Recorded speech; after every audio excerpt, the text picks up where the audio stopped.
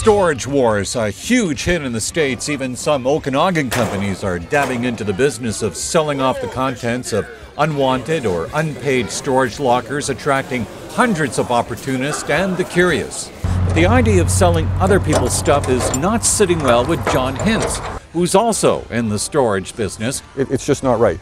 He can't speak for what happens in the States, but he says Canadian storage companies have a legal, but most importantly, a moral obligation to protect people's belongings and privacy.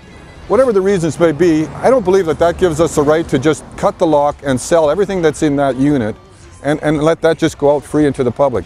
Then there's the stuff the public shouldn't have. Like one time I called the cops in, I returned, or I handed in half a dozen, I think it was 5 unregistered guns and rifles. There was even a sawed-off one. Pornography. That's not to say that repos don't happen at Hintz's shop, but he says the treasures are few and far between. In this locker, this is one of my own lockers. This is where I keep the stuff that, you know, has come our way. The bigger items that are worth a few dollars, it's worth taking the time to market them and sell them off.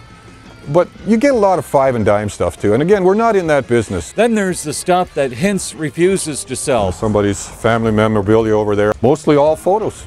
But there's no stopping the trend. Hintz says shows like Storage Wars are all the buzz. We get a lot of phone calls nowadays. I've even had a phone call from Alberta from a guy that's coming out. He's going to sweep through the interior of BC and wants to have first crack at every storage unit that's going to be available. But Hintz cautions anyone thinking of getting rich by bidding on abandoned storage lockers is likely headed for disappointment. And you know, as far as the TV show goes, well, who's to say that the owners of that storage facility, they could have gone in there and taken some stuff out themselves first, put another lock on. A lock that gets cut, and then you go in there and pay a whole bunch of money and get really nothing except a bunch of old furniture. If you're doing it for an investment, you're going to be disappointed. Kelly Hayes, Castanet Media. You don't know what you're going to encounter.